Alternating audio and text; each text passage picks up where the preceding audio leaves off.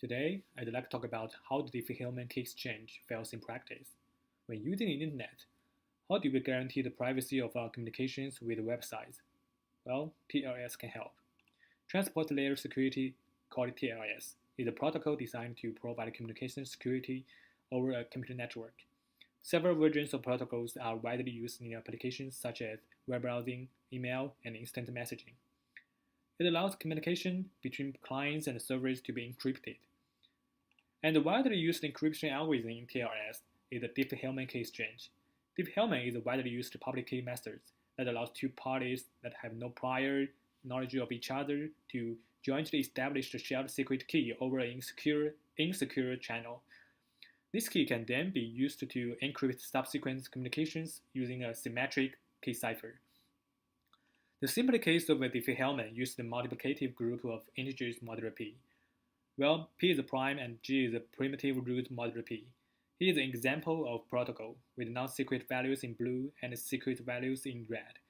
Alice and Bob agree to use modulo p equals 13 and base g equals 6. And then Alice chooses a secret number, small a is 5, and then sends Bob big A is g to the small a modulo p, which is 2. And the same, Bob also chooses a secret number, small b is 4, and sends Alice big B, which is 9. Alice computed their shared secret key as equals big B to the small a modulo p, which is number 3. In the same way, Bob can also get a shared secret key number 3. Alice and Bob now share a secret number 3. Now they can use the shared secret key to start symmetrically encrypting their data. So that's Diffie-Hellman cryptography. It's kind of similar to RSA we learned. So what is the vulnerability of Diffie-Hellman? Let's talk about the cryptanalysis of Diffie-Hellman. So the problem is given the y equals g to the small a modulo p. We know that y, g, and p. We want to compute the Alice secret number small a, which is called discrete log. If we can do this, then we can easily infer the shared secret key in the same way that Alice did. And it's sort of similar to factoring and multiplication, discrete log. We think it's much harder than modular explanation. So the best algorithm for computing discrete log is called the number field sieve.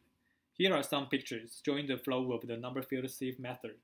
There are lots of mathematical things here. I don't want to talk about those tough things. In general speaking, for the prime p, we perform multiple stages computation to compute a discrete log database. With the database and the given y and g, we can perform descent operation to get the result we want, small a. The time complexity for this algorithm is shown in this table. In the table, we can see the longer the prime, the harder the algorithm to compute the discrete log. So if many connections are using this same prime, you can do the pre-computations once, spend a huge amount of effort. And then the actual amortized effort required to break individual connection using those primes is much, much smaller. But is it possible that many connections are using the same prime? The answer is yes. Next, I'll introduce you the Logjam attack. Logjam utilizes a flaw in TLS and lets a man-in-the-middle attack downgrade connections to export grade. Diffie-Hellman allow us to break the HTTPS connections to many popular websites in modern browsers by folding those browsers into using 1990s backdoor crypto.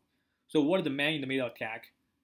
A man-in-the-middle attack is carried out by hackers to insert their presence in putting the communication of two parties to gain access to all the information sent to and from both parties.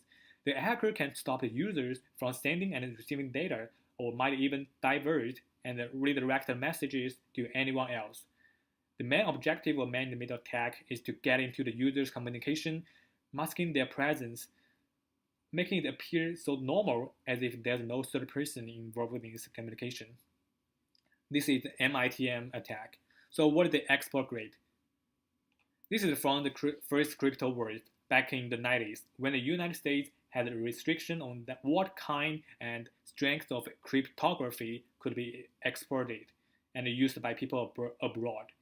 So for Diffie-Hellman, it was that the prime has to be 512 bits or less. And this is the restriction. And this is restriction export grade are still supported by many servers because of backward compatibility. And this vulnerability is utilized by Logjam. Well, Logjam is a problem that happens during the TLS connection handshake. So what's a handshake?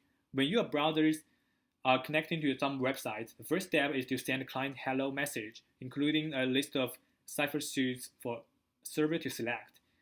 Then the server is going to respond by picking a cipher suit like Diffie-Hellman, here is DHE, and followed by other parameters, which is called server hello message. Then the client and server had made an agreement which cipher suit to be used and also other parameters to be used in the following communications.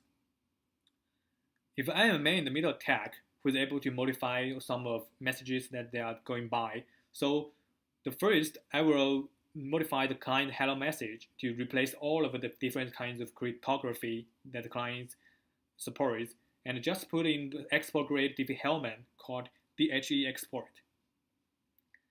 So then the server will get that, and if the server supported DHE export, then about 10% of servers still support DHE export. So the server is going to respond to server hello, including the selected cipher suit, DHE export, and other parameters.